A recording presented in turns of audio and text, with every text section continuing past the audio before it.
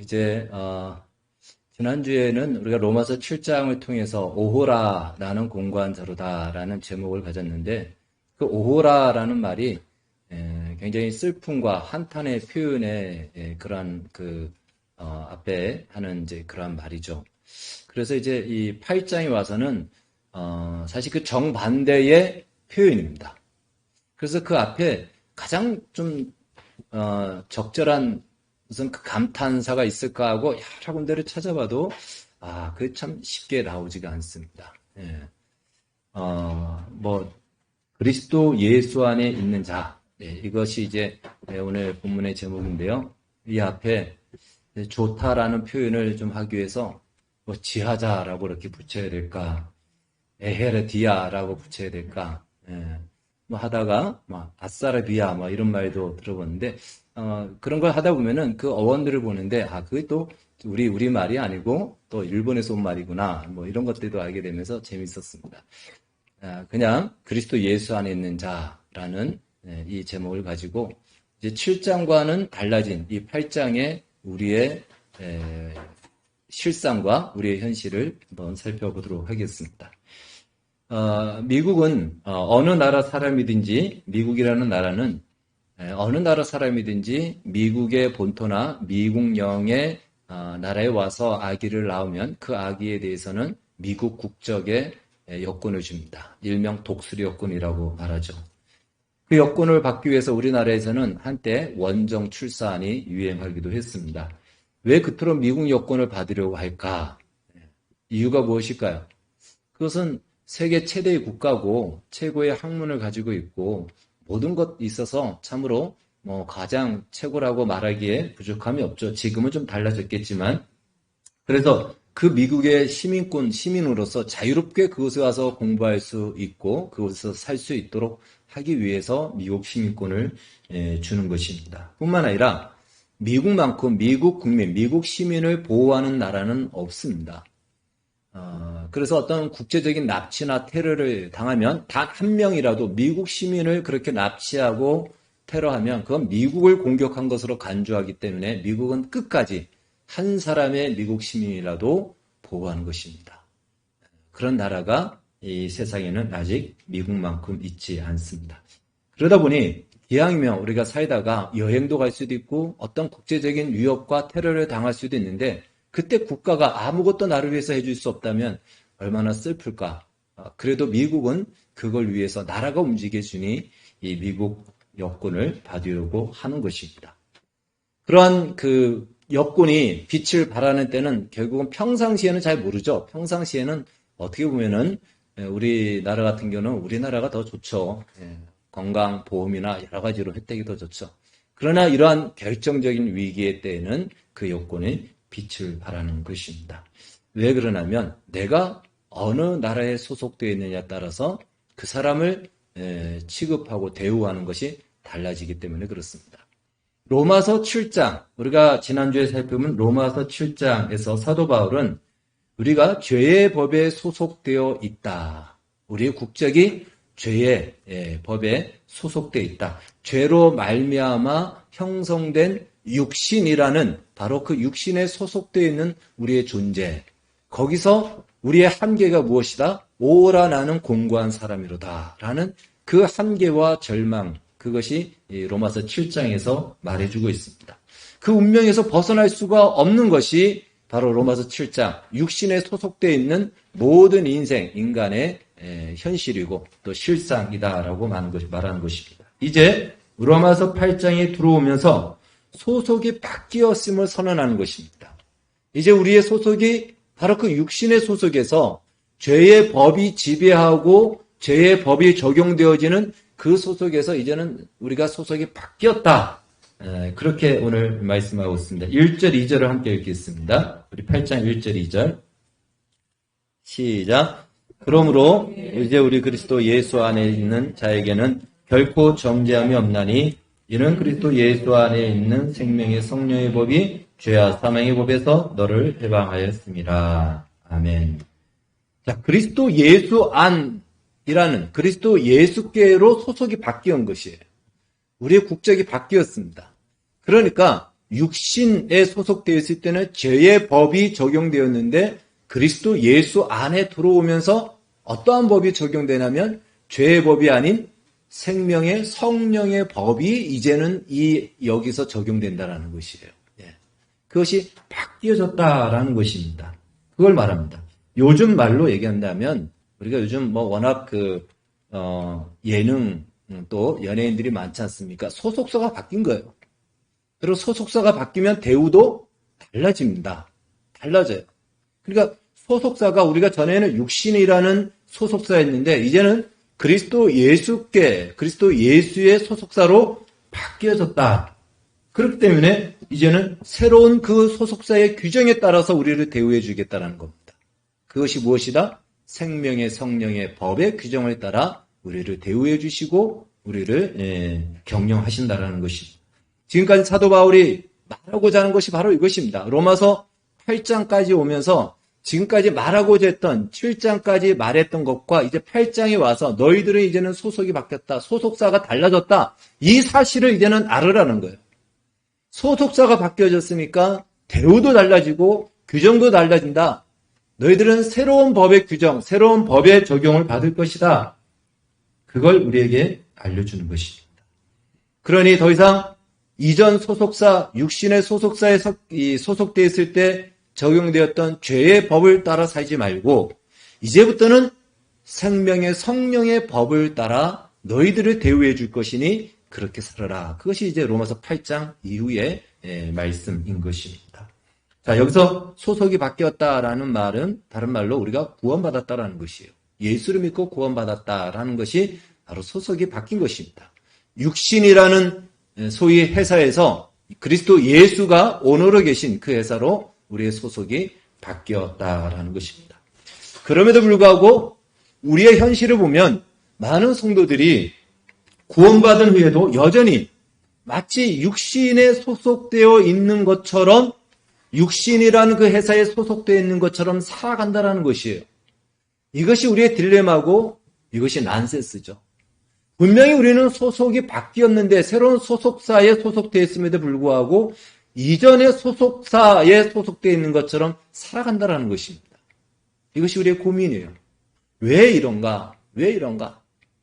이것에 대해서 우리가 고민하지 않으면 우리의 신앙은요, 더 이상의 진전이 없는 것입니다. 우리의 신앙은 더 이상 성장이 있을 수 없는 것입니다. 왜 그럴까요? 그 이유는요, 육신에 소속되었을 때와 그리스도 예수께 소속되었을 때 분명히 소속사는 달라요. 소속사는 다른데 결국 무대는 똑같은 곳이라는 거예요. 연예인들이 소속사는 달라도 똑같이 KBS에 출연하고 똑같이 영화에 출연하고 똑같이 광고를 찍고 그렇지 않습니까? 똑같은 거예요. 그러니까 분명히 소속사가 바뀌면 우리가 생각하기에는 나의 환경도 바뀔 것이라 생각하는데 환경은 똑같은 무대라는 거예요. 이 세상이라는 시간과 공간이라는 이 무대 속에서 이전이나 지금이나 우리는 똑같이 살아가기 때문에 소속사가 바뀌었는데 내 앞에 펼쳐진 현실은 똑같네. 거기서 우리의 신앙의 성장이 거기서 멈춰지는 경우가 많이 있다는 것입니다. 그래서 우리가 두 가지를 구원받고 난 이후에 두 가지에 대해서 오해를 합니다. 첫 번째는 이제 내가 예수를 믿었으니 하나님이 나의 하나님이 되시니 나의 인생은 승승장구 탄탄대로 쫙 펼쳐져 있을 것이다. 대로가 펼쳐져 있을 것이다 생각하는데 그렇지 않다는 것이죠. 예수를 믿고 난 이후에 나의 현실이 바뀌어지지 않는 거예요. 똑같은 세상의 현실 속의 고민과 걱정과 처해져 있는 한계 속에 우리가 똑같이 살아간다는 것이에요. 거기서 우리가 충격을 받고 놀라는 것이죠. 또 하나 우리가 오해하는 것 중에 하나가 무엇이냐면 이전에는 몰라도 이제 예수를 믿었으니까 하나님이 나의 하나님이고 성령이 내 안에 왔으니까 나의 마음이 천사의 마음처럼 자동적으로 바뀔 것이라 생각합니다. 다른 말로 이전에는 내가 죄를 지었다면 이제는 내가 그 죄를 보는 순간 자동적으로 그 죄가 미워지고 죄를 짓고 싶은 마음이 없어지고 막 그것이 거부되어질 줄 알았는데 예수를 믿고 난 뒤에 분명히 나의 소속사는 바뀌었는데 여전히 내 안에 있는 욕심과 탐욕과 거짓이 여전히 내 안에 남아있고 또 나는 그것을 좋아하고 그것을 행한다라는 것이에요. 그래서 그러한 자신을 보고 놀라는 것이죠. 과연 내가 예수 믿는 사람 맞는가?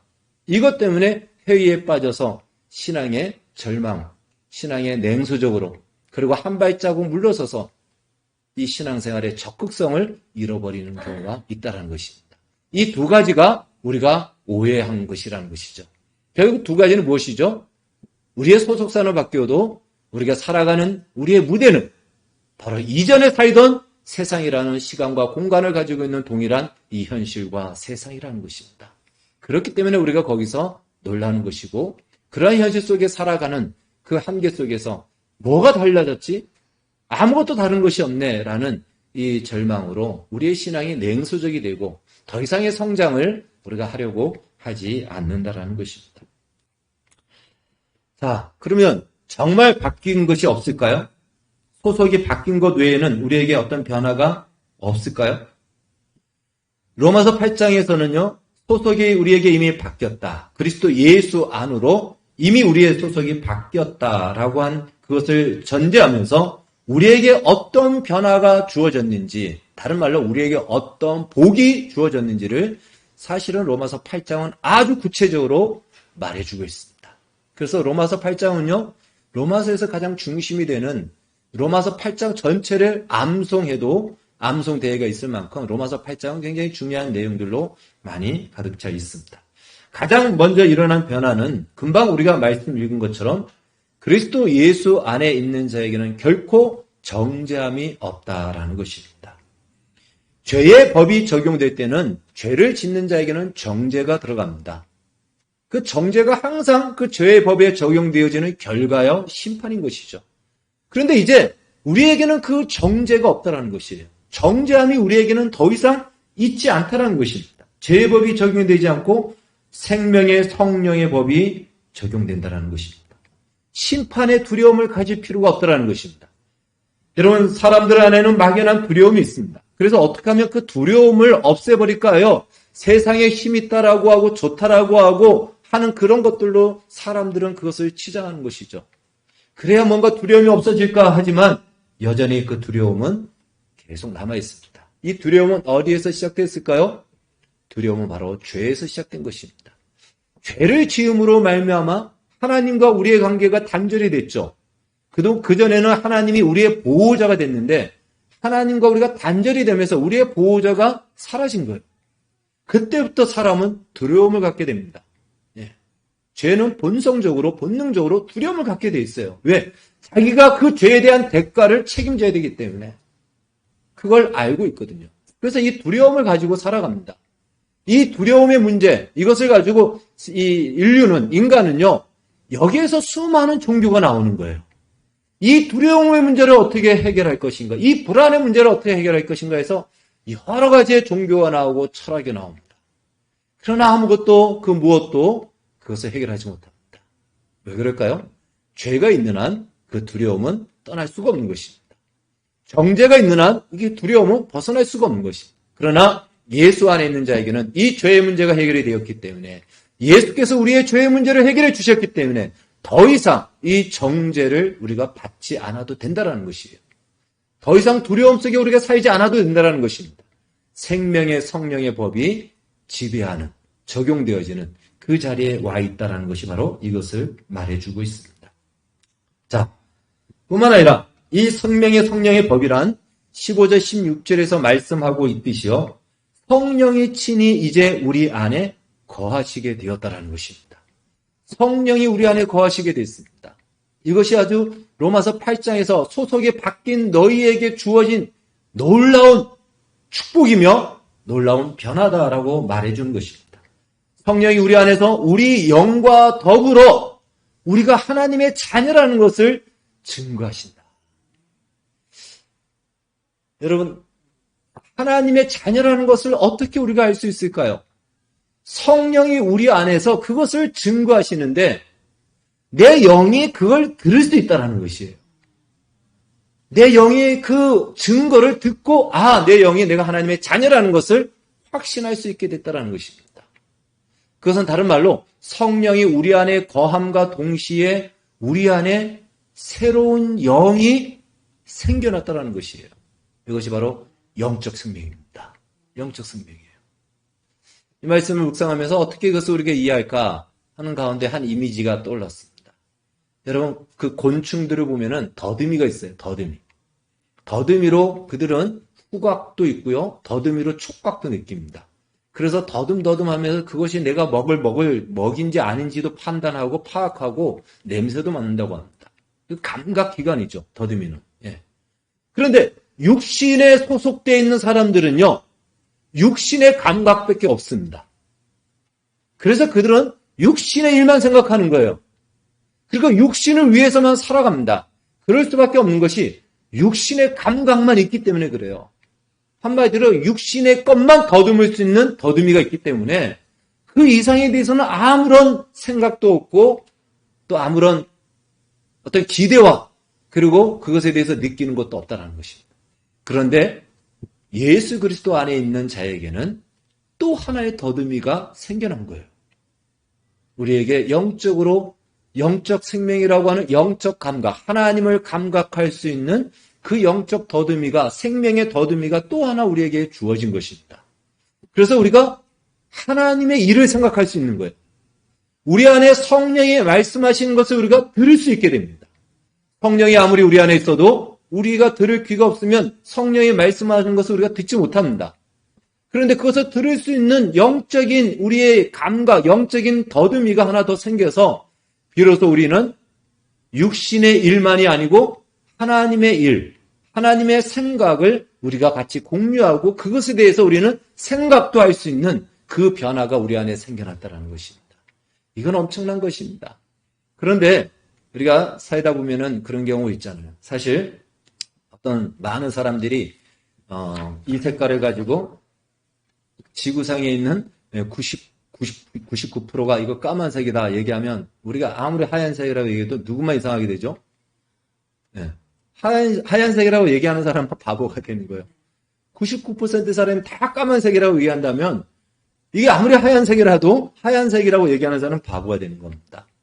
여러분, 우리가 예수 믿는 사람들이 왜 이 세상에서 인정을 받지 못하느냐? 그들은 다 육신의 감각밖에 없어요. 그래서 생각하는 것이 육신이 전부입니다. 어떻게 하면 이 세상에서 사는 것이 최고이고 전부인 것처럼 생각하고 살다 보니까 우리에게는 분명히 영적인 감각이 생겨났는데 그래서 성령의 음성을 듣고 하나님의 생각을 하고 하나님의 일도 생각하고 그것이 영원한 것이고 영원한 가치가 있다라고 여겨지는데 우리가 아무리 얘기해도 이 세상 다수를 점령하고 언론과 미디어를 점령하고 모든 교육과 모든 것을 점령하는 세상이 이 감각이 없다 보니까 이게 아니라고 얘기하다 보니까 예수 믿는 우리가 여기서 마이너리티처럼 소수사처럼 그렇게 몰리고 그렇게 취급을 받는 것입니다. 예. 그러니 사실은 저들이 몰라서 저들이 감각도 없어서 그런 것인데 계속 그렇게 얘기하니까 이 까만색이라고 얘기하니까 나도 나중에는 진짜 까만색으로 보이는 거예요. 진짜 무슨 색깔이지? 그러면 나도 까만색 이렇게 얘기하는 겁니다. 여러분 속으면 안 됩니다. 속지 마십시오. 우리에게 생겨난 영적 생명, 영적인 더듬이, 영적인 감각이 있습니다. 성령의 음성을 들을 수 있고 하나님의 일을 생각할 수 있고 하나님의 말씀을 듣고 보고 깨달을 수 있는 영적인 감각이 우리에게 있다는 사실을 기억하십시오. 이것이 바로 그리스도 예수께 소속을 바꾼 우리에게 주어지는 놀라운 약속이고 축복이고 변화인 것입니다. 뿐만 아니라 이제 우리에게 주어진 놀라운 복은요. 로마서 8장 전체에서 계속 우리가 살펴보겠지만 8장 28절에 가면은 거기서 이런 약속을 하고 있습니다. 우리에게 일어나는 모든 일들은 마침내 합력하여 선을 이루는 결과를 하나님께서 만드신다는 것이에요. 아주 조금 더 쉽게 말하면 우리가 똥 싸고 오줌 싸도 하나님은 그걸 황금 덩어리로 만든다는 것입니다. 그것이 우리에게 약속되어졌다는 것입니다. 뿐만 아니라 마지막 8장 38절 39절에서는요. 우리를 향한 하나님의 사랑은 그 세상 무엇도 끊을 수 없는 보장, 그 하나님의 사랑이 우리에게는 보장되어졌다는 것입니다. 이 약속은 결코 취소되지 않는다는 것입니다. 그리고 또 하나 가장 중요한 약속과 변화는 무엇이냐면 로마서 8장 17절입니다. 자녀이면 곧 하나님의 상속자, 하나님의 상속자로 우리가 지금 변화되었고 부름을 받고 있다는 것입니다. 그러니까 로마서 8장에서는요. 그리스도 예수께 소속되어 있는 우리에게 주어지는 바로 그 대우가 무엇인가? 소속사에 따라서 대우가 달라진다는데 그 대우가 이런 어마어마한 대우들이 있는 거예요. 너희들은 이제 하나님의 하나님의 하나님의 기업을 이어받을 상속자다. 근데 성경은 이렇게 얘기합니다. 그 기업, 무엇을 우리가 이어받을 상속자냐? 8장 17절에서 얘기하기를 하나님의 영광이라고 얘기합니다. 그러니까 하나님이 누리는 그 영광을 이제 우리가 받는다는 거예요. 그 영광에 우리가 들어간다는 것이고 그 영광이 나의 영광이 된다는 거예요. 그 어마무시한 바로 그 약속을 우리에게 주어진 거예요. 이제 너는 이 소속사가 됐기 때문에 앞으로 이렇게 너를 대우해 줄 거야. 라는 바로 이 약속. 이것이 로마서 8장에 이렇게 많이 주어지고 있다는 것입니다. 따라서 이제 분명한 차이가 있다는 것을 우리가 분명히 알아야 됩니다. 근데 이제 우리가 알아야 될 것은 영적 소속이 바뀐 우리에게 우리의 삶의 현실, 환경이 바뀌지 않는 것 때문에 우리가 고민하고 또 그것 때문에 또 마음이 힘들기도 하고 과연 하나님이 나의 하나님인가? 내가 예수를 믿는 것이 맞는가라는 이러한 절망의 마음도 있는데 이 부분에 대해서 이제 우리가 분명하게 알아야 된다는 것이에요. 왜 그렇다고요? 우리가 사는 현실이 똑같기 때문에 그렇습니다. 똑같아요. 그러나 그 똑같은 현실 속에서 달라진 것이 있다면 이제 우리는 영의 인도를 받을 수 있는 그 변화가 있다는 거예요. 성령의 인도를 받을 수 있고 하나님의 음성을 들을 수 있는 귀가 우리에게 생겼다는 것입니다. 이전에는 육신에 소속되어 있을 때는 전혀 그게 없었어요. 어떻게 하면 이 세상에서 잘 먹고 잘 살고 죽을 것인가? 그것만이 생각의 전부였습니다. 그게 전부였어요. 그러나 이제는 그러한 생각도 있죠. 왜? 그 감각이 우리 안에 아직까지 남아있으니까요. 그러나 우리는 그게 전부가 아니고 이게 다가 아니지. 어떻게 하면 하나님이 기뻐하는 인생을 살고 또 하나님께서 약속하신 것을 따라 살 것인가? 우리는 이제 이것도 생각할 수 있는 이 변화 그리고 그 인도함을 우리는 동일한 시간과 공간이라는 이 세상 속에서도 갖고 있다는 것입니다. 이것이 로마서 8장에서 우리에게 주어진 약속이고 축복인 것입니다. 자, 그러면 이 큰 축에서 또 하나 우리가 기억해야 될 또 하나의 큰 축이 있습니다. 지금 하나는 우리에게 하나님께서 주신 약속과 또 8장에서 소속이 바뀐 것으로 인하여서 우리에게 주어진 하나님의 보장, 앞으로 이렇게 너에게 대우해 주겠다, 이렇게 해주겠다라는 약속과 함께 그런데 또 하나의 큰 축이 로마서 8장에서 소개되고 있는 것입니다. 다른 말로 이 과정을 감에 있어서 어떠한 방법을 통해서 하나님은 이 일을 이루실 것인가? 그것을 로마서 8장에서 말씀하고 있다는 것입니다. 8장 17절 다시 한번 보도록 하겠습니다. 같이 읽겠습니다. 시작. 자녀이면 또한 상속자, 곧 하나님의 상속자요 그리스도와 함께한 상속자니 우리가 그와 함께 영광을 받기 위하여 고난도 함께 받아야 할 것이니라. 아멘. 하나님께서는 그 영광을 받는 상속의 자리에 이르기 위해서 사용하시는 하나님의 방법이 무엇이냐면 그 과정이 무엇이냐면 고난이라는 것입니다. 이것이 로마서 8장에서 또 하나의 큰 축을 이루고 있는 말씀인 것입니다. 하나님은 고난이라는 과정을 거쳐서 영광이라는 종착지에 우리를 이르게 하신다는 것입니다. 그래서 하나님 당신의 열정과 희생과 그리고 우리를 향한 그 큰 사랑과 능력으로 우리를 구원하고 지금도 여전히 애지중지하게 여겼던 우리를 다시 고난의 현장으로 우리를 밀어놓으십니다. 왜? 그 과정을 거쳐서 영광의 자리로 이끄시기 위해서라는 것입니다. 바로 이 사실, 이것은요 로마서 5장 3절에서 이미 말씀하고 있습니다. 로마서 5장 1절에서 3절 말씀 한번 같이 읽겠습니다. 스크린에 나옵니다. 시작. 그러므로 이제 그리스도 예수 안에 있는 자에게는 결코 정죄함이 없나니 이는 그리스도 예수 안에 있는 생명의 성령의 법이 죄와 사망의 법에서 너를 해방하였음이라. 율법이 육신으로 요거 로마서 5장. 예. 이것은 8장이고 5장. 5장이 없습니까? 자, 제가 읽겠습니다. 그러므로 우리가 믿음으로 의롭다 하심을 얻었은즉 우리 주 예수 그리스도로 말미암아 하나님으로 더불어 화평을 누리자. 다만 이뿐 아니라 우리가 환난 중에도 즐거워하나니 이는 환난은 인내를, 인내는 연단을, 연단은 소망을 이루는 줄 알미로다. 예. 이미 로마서 5장 1절에서 3절에 보면은 영광을 약속하심과 함께 환난을 약속하고 있습니다. 예. 이미 약속하고 있습니다. 하나님께서는 당신의 능력을 총동원하여 죄의 법이 적용되어지는 세상에서 우리를 구원하시고는 이 고난의 자리를 우리를 다시 밀어놓습니다. 어떤 동기로 하신다고요? 우리를 처음 부르실 때도 사랑의 동기였고 다시 고난의 자리로 우리를 집어넣는 것도 사랑의 동기입니다. 왜 그렇게 하실까요? 그 과정을 통해서 하나님은 영광의 자리로 우리를 이끌어 가기 위해서입니다. 영광이라는 목적지가 바로 이 고난의 과정을 거쳐서 갈 수밖에 없기 때문에 그렇습니다. 그 고난, 그 환난, 그것이 바로 바뀌지 않은 우리 삶의 현실입니다. 여러분 육신에 소속되어 있을 때는요, 똑같은 그들과의 감각을 가지고 있기 때문에 거기서는 그들이 겪는 고난 정도에서 우리도 똑같이 그 고난을 겪습니다. 갈등할 필요가 없어요.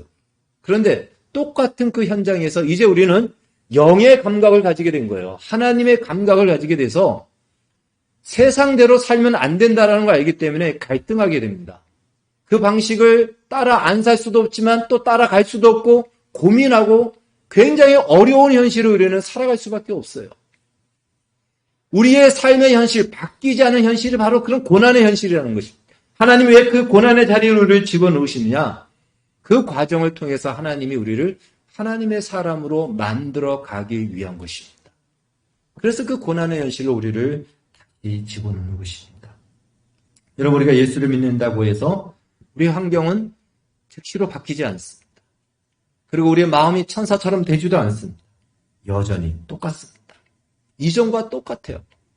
여전히 육신의 감각도 있고요. 여전히 우리 환경은 바뀌지 않습니다. 그러나 변화된 것이 있다면 우리 안에 영적 생명, 영적 감각이 생겨서 이전대로 살면 안 되는 것 때문에 우리는 거기서 고민하고 갈등하고 거기서 싸우게 되는 거예요. 그러다 보니까 이전에는 욕먹지 않던 것이 세상 속에서 욕을 먹게 되고요. 이제는 분명히 저건 하얀색인데 우리가 하얀색이라 얘기하면 세상은 너 저 미쳤다. 저기 검은색이지 왜 하얀색이냐라고 다 우리를 핀잔 주고 조롱하는 것입니다. 그래서 우리에게는 고난의 과정이 되는 거예요. 그것이 우리의 환난의 현실이 되는 것이다라는 것입니다. 그것이 바로 오늘 성경에서 영을 따라 사는 삶이다라고 말하고 있습니다. 그러나 우리가 기억해야 될 것은 그 고난 속에서도 우리는 언제든지 성령의 인도를 받을 수 있다라는 약속을 가지고 있습니다. 하나님이 함께하지 않는 것이 아니에요. 그 속에서 하나님이 함께하시고 성령이 여전히 우리를 인도하시고 마침내 그 과정을 거쳐서 궁극적인 구원의 자리라고 말하는 영광의 자리까지 우리를 이끌어 가실 것입니다. 그래서 이 약속을 주면서 이제 너희는 이러한 세상에서 이러한 고난을 받을 것인데 왜 바뀌지 않는 우리의 현실이 바로 그 고난의 현실이라고 얘기했죠. 거기서 어떻게 살아야 되느냐? 그것이 성경이 우리에게 주는 많은 계명이죠. 빌립보서에서는 이것을 이렇게 얘기합니다. 빌립보서 2장 1절에서 4절은 이렇게 얘기합니다. 그러므로 그리스도 안에 무슨 권면이나 사랑의 무슨 위로나 성령의 무슨 교제나 긍휼이나 자비가 있거든 마음을 같이하여 같은 사랑을 가지고 뜻을 합하여 한 마음을 품어 아무 일에든지 다툼이나 허용을 하지 말고 오직 겸손한 마음으로 각각 자기보다 남을 낫게 여기고 각각 자기 일을 돌아볼 뿐더러 각각 다른 사람의 일을 돌아보아 나의 기쁨을 충만케 하라. 그러면서 말씀하시기를 너희는 이 마음을 품으라 곧 그리스도 예수의 마음이니 그는 근본 하나님이신 하나님과 본체가 동등하심을 에도 불구하고 그것을 버리시고 종의 형체로 십자가에 죽으셨다라고 얘기합니다. 다른 말로 온유와 겸손과 사랑 이러한 보이지 않고 하나님의 성품이라고 하는 것은요. 그냥 우리의 진심과 또 우리의 소원이 있다고 해서 만들어지는 것이 아니에요. 우리의 진실함으로 만들어지는 것이 아니고 그냥 우리의 소원함으로 만들어지는 것이 아닙니다. 그것은 구체적으로 삶의 현장에서 깎이고 새롭게 형성되어야 될 열매들입니다. 나는 그런 진심을 가지고 있다고 해서 만들어지지 않아요. 기독교 신앙은 그런 것이 아닙니다. 그냥 우리의 소원함이 있고 우리의 진심이 있으면 다 통하는 기독교 신앙은 그렇지 않아요. 가장 역사적으로 가장 시간과 공간의 자리에서 실체로 만들어지는 것이 기독교 신앙입니다. 그래서 바로 그 과정을 거치도록 하신 거예요. 고난의 과정을 거쳐서 깎일 것들이 깎이고 붙들어야 될 것들이 다시 붙들어지고 채워질 것들이 다시 채워져서 하나님의 사람으로 하나님의 성품으로 하나님의 인격으로 단단해지도록 그래서 그 영광에 들어가도록. 왜 그럴까요? 그 영광을 받을 후계자 수업이 바로 여기서 이루어지는 것입니다. 하나님의 영광은 바로 이런 것들로 가득 차 있습니다. 이런 것들을 받을 만한 그 후계자 수업을 이 땅에서 하나님이 하게 하신다는 것이에요. 후계자 수업 없이 부모가 재벌이 기업을 물려줬다가는 어떻게 되겠습니까? 망하겠죠. 그것을 받을 만한 자격과 역량을 갖추었을 때 주시듯이 하나님의 영광이라고 하는 것을 우리가 받을 만한 그 훈련과 또 그 연단을 통해서 그 자격과 그 실력을 겸비케 하는 것. 이것이 바로 고난의 과정을 거쳐 영광에 들어가게 하신다는 것입니다. 사랑하는 여러분, 우리가 살아가는 현실과 세상의 현실은 똑같습니다. 똑같던 상황과 문제입니다. 이전에 내가 고민했던 문제, 예수를 믿고 나서도 여전히 그 현실의 문제는 똑같이 고민해야 됩니다. 내가 힘들었던 사람 똑같이 직장에 가면 만나야 됩니다. 나의 마음도 여전히 잘못된 습관인 걸 알면에도 불구하고 여전히 나는 그 습관을 좋아하고 그 욕심을 부리고 그것을 추구합니다. 우리는 똑같습니다. 그러나 그러한 현실과 그 상황 속에 있더라도 우리에게 약속된 것은 그 속에서 우리는 성령의 인도를 받을 수 있다는 것이에요. 여전히 성령은 우리에게 말씀하고 있고 우리를 인도하셔서 마침내 그 과정을 거쳐서 영광의 자리에 들어가도록 그곳에서 우리의 잘못된 것들을 내려놓고 포기하고 하나님의 뜻을 따라 살 것을 성령이 계속해서 우리를 위해서 중보도 하고 기도도 하고 말씀도 하고 그렇게 인도하신다는 것입니다. 여러분 이것을 받아야 됩니다. 우리가 이것을 포기하는 순간 환경도 바뀌지 않네, 내 마음도 바뀌지 않네, 더 이상 내 신앙생활을 하기가 어렵다 해서 한 발자국 물러나서 신앙생활을 하는 거예요. 냉소적으로 신앙생활을 하는 것입니다. 성장이 없어요. 발전이 없습니다. 그리스도의 아름다운 그 성품의 열매, 예수 그리스도인의 향기가 뿜어나지 않는다는 것입니다. 소속은 달라졌지만 동일한 무대를 쓰기 때문에 바뀌지 않은 우리의 현실, 그것을 보고 우리 스스로도 놀라죠. 이게 뭐지? 내가 왜 이러지?